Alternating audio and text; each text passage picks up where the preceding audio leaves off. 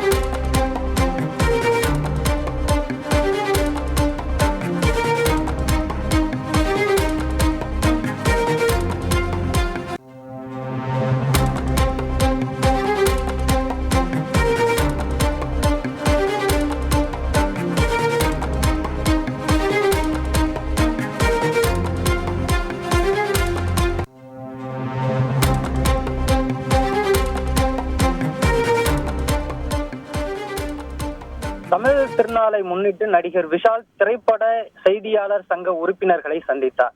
தமிழ் திரைப்பட செய்தியாளர்கள் சங்க உறுப்பினர்களை சந்தித்த நடிகர் விஷால் தனது தமிழர் திருநாள் வாழ்த்துக்களை தெரிவித்துக் கொண்டார்.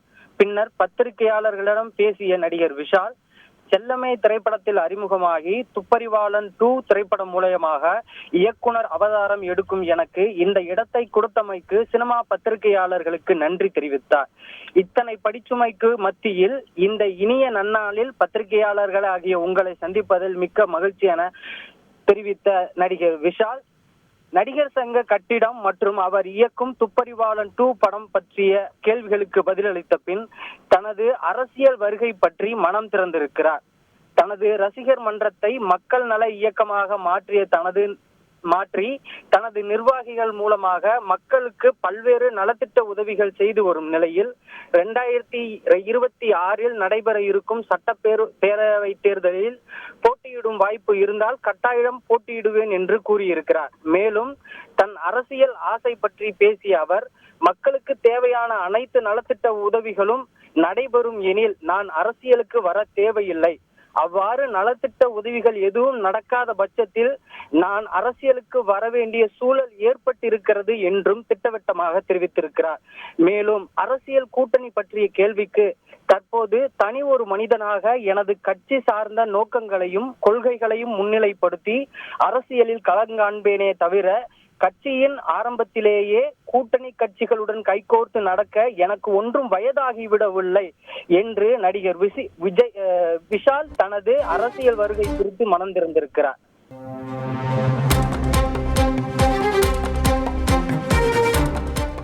வரப்போறேன் அப்படின்ற விஷயம் ஏன் நான் ஓப்பனாக சொல்றேன்னா, என்னைக்குமே எதுவும் மூடி மறைச்சதே கிடையாது. எதுக்கு விஷால் அரசியல் வரணும்? ஏற்கனவே இத்தனை பேர் அரசியல்வாதிங்க இருக்காங்களே, எதுக்கு இவர் என்ன பண்ண போறாரு? அவன் எல்லாமே கரெக்டாக இருக்கு. ரோடு நல்லா இருக்கு, எங்களுக்கு நல்ல வசதிகள் இருக்கு, எனக்கு எல்லாமே எங்களுக்கு எந்த ஒரு குறையே இல்லையே. விவசாயிகளுக்கும் எந்த குறையும் இல்லை, குடிநீர் பிரச்சனை கிராமத்தில் இல்லை, ரோடும் நல்லா போட்டிருக்காங்க, தூர்வாரி இருக்காங்க. அப்புறம் மெட்ரோ இல்லாமல் டிராஃபிக் நெரிசல் இல்லாமல் நல்லாவே இப்போ இருக்குது ரோடு. எல்லாத்தையும் கரெக்டாக இருக்கும்போது இவன் எதுக்கு தேவையில்லாமல் அரசியலுக்குள்ளே வரான் அப்படின்னு தான் கேள்வி இருக்கும். இதெல்லாம் இல்லாததுனால தான் விஷால் வரான்.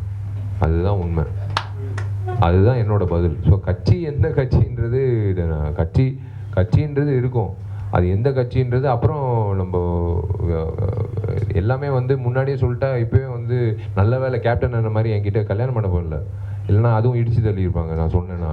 ஸோ பிரச்சனை இல்லை, டைம் வரும்போது 2026 ஆமாம்மா. என்ன பிரதர், ஃபர்ஸ்ட்டு தனியாக நான் தனித்தன்மையாக என்ன சொல்லணுன்றது அதுக்குள்ளே நான் கூட்டணி போயிட்டேன்னா எப்படி பிரதர்? ஃபஸ்ட்டு நான் என்னன்றது நான் காட்டணும். அதுக்கப்புறம் வந்து ஒருத்தர் மேலே தோல் நான் என்ன அவ்வளோ வயசானவனா 2 பேர் மேலே தோலில் போட்டு இவங்க 2 பேர் சேர்ந்து 3 பேர் சேர்ந்து நாங்கள் வந்து கட்சி ஆரம்பிக்கிறோம் நான் சொல்ல முடியுமா?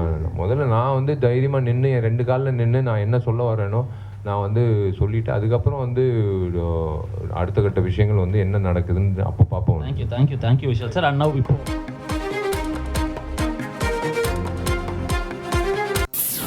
Vijay Antony films corporation presents Vijay Antony Mirnalini Ravi நடிக்கும் ரோமியோ உங்கள் அபிமான திரையரங்குகளில் ரெட் ஜெயின் மூவிஸ் வெளியீடு.